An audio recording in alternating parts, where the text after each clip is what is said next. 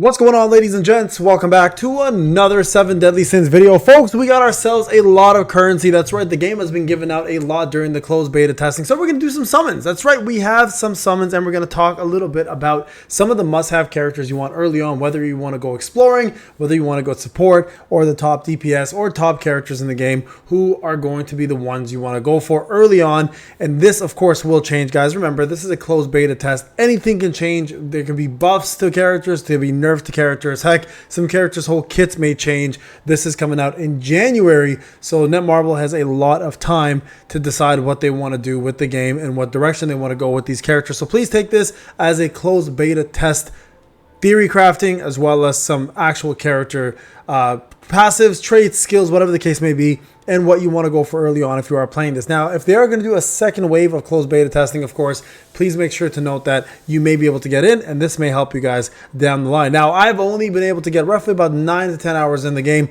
I've been super busy, weekend, Halloween, etc., family time, but I do want to give you guys at least my knowledge up to this point and what I think of the game characters and which ones I'd be going for early on when the game does come out on global. Now, I did put out a video early on about my initial impressions of the game 7 hours in. A lot of people don't like the combat. Some people think it's too simplistic. Some people think this is too much of a copy of UA. Hey, listen, opinions are opinions. I like simplistic for my lifestyle personally because if I want to go play hardcore games, I play AAA games, right? That's the kind of thing. But for gachas and something that I want to just have fun, log in, do my kind of thing, I don't mind it. It's not bad. It's not great. It's not bad at the same time. So I'm very impartial, but at the same time, I'm also keeping in mind, guys, the fact that it is a closed beta test and many things can change along the line. And I do hope they do fix a lot of things, such as the camera issues that I've been having. There are definitely some bugs here. It's a little bit of choppy frame rate here and there as well too. But overall, the game for a closed beta test doesn't play bad, and it has it has a lot of appeal to me personally, being a 7 Deadly Sins open world game. But without further ado, guys, let's go ahead and jump in and do some summons. There we go. This is who we want to see in here, and we hopefully get ourselves Meliodas as one of the characters. Let's go here. See if we can get somebody here that's fun, exciting. Hopefully Meliodas or Diane. We haven't got either of those characters. And remember, every character will play differently based on the weapons you equip on those characters. So for example, if you're using initial character weapon that you don't like, once the character gets leveled up, goes through the mastery, unlocks more weapons, more weapon abilities will be available, plus skills will change. So you may have the ability to use more characters, or characters you may not like, a little bit more comfortably, or a little bit more, it might be a little more fun to you if you're able to get a better weapon for them, or another weapon that just changes their entire skill set, right? So, okay, we got Hendrickson first. We got another Elaine. Okay, so that's my first dupe that we got so far. Still no Meliodas. All right, Tiori. Now, there can be a dupe, guys. There can be a dupe for characters up to 10. Keep in mind, that's the max, which is quite a bit of dupes, to be honest. But at the same time, there can also be a fake out during the summoning session. Okay, we got another SR weapon. You guys can see here. Okay, there we go. That's not bad. I don't know. They're not showing any of the rates. I don't know what the rates are, guys. We might be able to get, 80 pity, 60 pity. We don't know what it is yet. So far, no rates have been available. Let's see what we get this time. I want to do these SSR ones, obviously, just because I want to see if we get I haven't got a multiple one yet. So see what happens. See what happens. Hopefully we get a double SSR. And I'm only, knowing how Grand Cross worked, we're going to eventually get to the UR territory, special banners, limited banners, etc., right? So, okay, we got one. There we go, baby. There we go, baby. All right, Meliodas acquired. Super broken character. I've seen some other people's videos of him, and very excited to finally get to use him. Not to mention, if it wasn't for, Bana being here in Escanor, Meliodas is my favorite character. So we'll see how that goes. Jericho apparently is incredible. And again, we'll cover some of the characters and who you want to go for early on. All right, here we go. Another SSR. Okay, that was not the SSR character. There we go. We got a dupe of Jericho. Speaking of Jericho, so amazing DPS. Different elements for different characters in the game. She has ice element. So, okay, another one there. Let's see how many dupes we get here. I'm curious. I haven't summoned for any weapons yet. I might actually stop midway through and summon for weapons. I do want to try to get Diane at the very least. I don't know if King is... Oh, we got a fake out there. There you guys go. And we got a Tristan at the same time. Okay, so there was a fake out right there. Haven't seen it yet. Okay, there's Gil Thunder. An SR weapon. Okay, no fake out that time, guys. Let's go up to there we go. I was going to say my next SSR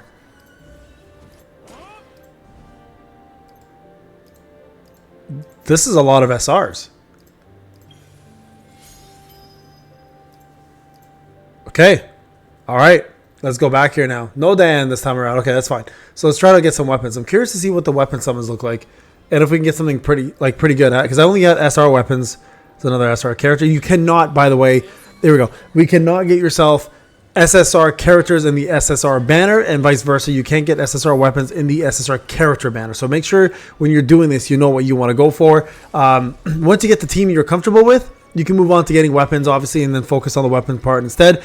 I'm assuming SSR weapons are going to be a lot stronger than SR weapons, and probably something you want to focus on once you have the character team setup you want to go with. Okay, let's see how this works. See if we can get multiple SSRs. Whoa, we did! We got 2! Alright, amazing. Alright, there's our first Shadow of Rupture longsword. We got let's see if we get a dual sword here.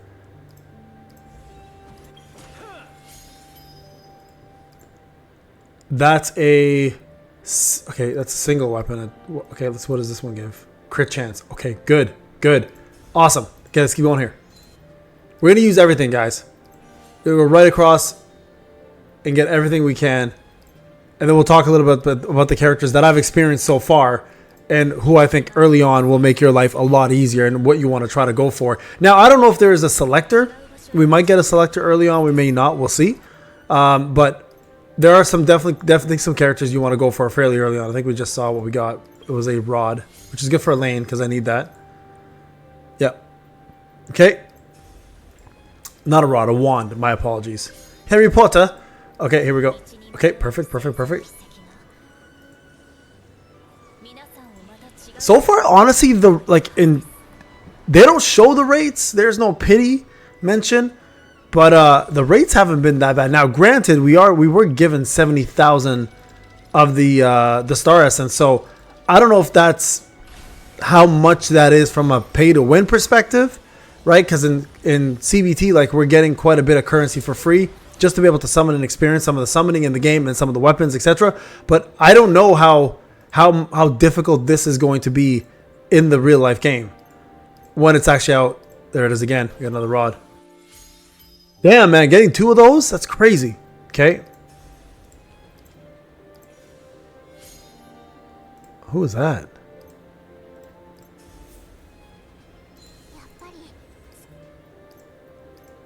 Okay. Oh, we got a fake out. There it is. Double sword. Okay. Oh, healing efficiency? What? Why though? Some of these like main stats make no sense. Okay, here we go. Guaranteed there. Is that going to be the same? Okay, there we go. We got the spear this time. That's a cool looking spear. Crit chance. That makes a lot more sense. You know what I mean? Like getting a dual sword with healing just makes absolutely no sense to me.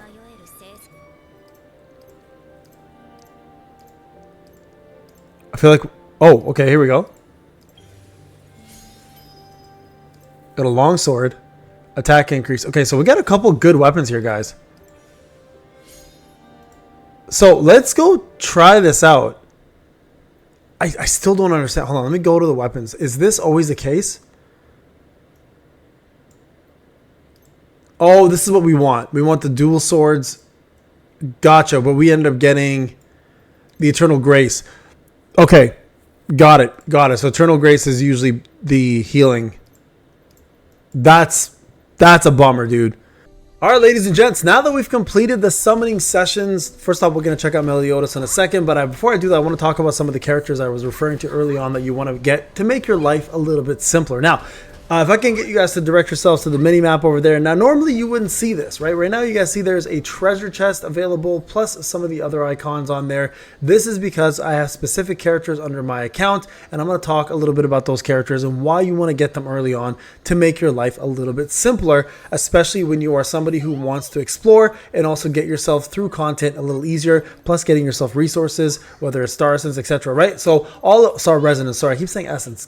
Damn, Solo Leveling. But yeah, so let's talk a little bit about what's happening on the map. So first off, you guys can see right over here, we have ourselves a edible moss, etc., right? And on the mini map, you see a treasure chest. Now, that treasure chest is there for a reason, not because it's normally on the map, but because of a character who actually allows us to see treasures as long as we're close by. Now, this character specifically is required on the roster, not on the team. So very important to note that. So again, let me show you guys who that is and why they do this. If I go to my hero information, you want to get this character fairly early because of these abilities. All right, so the passives are very important in this game because they make life easy. And the person I'm referring to right now is Drake. So Drake has something called treasure detection. So you guys can see here, if you read it, the passive is highlights nearby treasure chests by detecting the faint energy lingering in them. Acquiring this hero grants the effect across your account. As you guys can see, he's currently not on my team, but I'm still able to see that on the map. The second one here that's pretty important as well too is going to be Manny. Now remember, this can change, right? I don't think they're going to change something like this. These are pretty decent passives to have. They're not affecting combat in any way,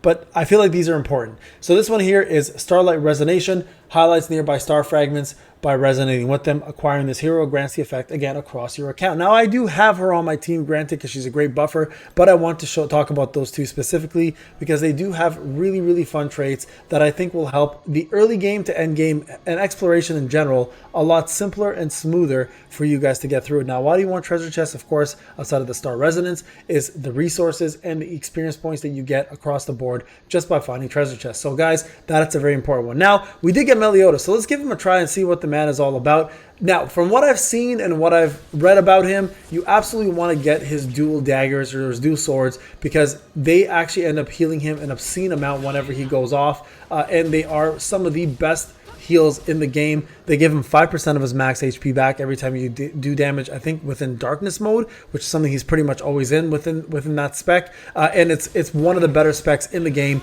for survivability and damage. So Meliodas is definitely OP, but you do need to put a little bit of work to get him to that stage. Now, Jericho, as mentioned before, is another really, really tough DPS, one that you can use to cross water with her frozen shields, also one that can freeze opponents, and at the same time is a fast attacker and hits very, very hard. So very, very powerful unit. If you don't have Meliodas, you get Jericho, I think, through the summons in this game. I'm not sure how easy she is going to be in global, but she's definitely a force to be reckoned with, guys. One of the units that a lot of people love and are using very often as their main damage dealing unit. Now, in terms of support, Elaine is fantastic when she has her book. She does barriers. She increases, I believe, your power gauge. So there's a lot of good things with her as well, too. Elaine's probably going to be one of the better supports in the game, so one that you want to use. And also Manny. Manny increases crit damage, crit hit rate, and does a shitload of damage for your ultimate as well. So if you're looking for the two of the best supports and two of the best DPSs, Meliodas is incredible. Now, I don't have Diane yet, right? So I can't really talk much about her.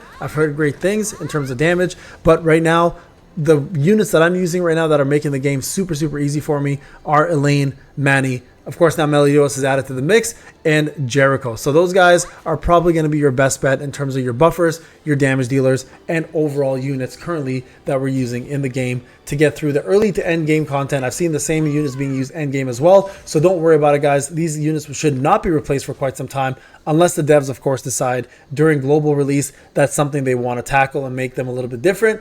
Again, all of this information I'm giving to you guys is for early access and early access only, not early access, sorry, beta access. So if early access does come out, some of these units may change again.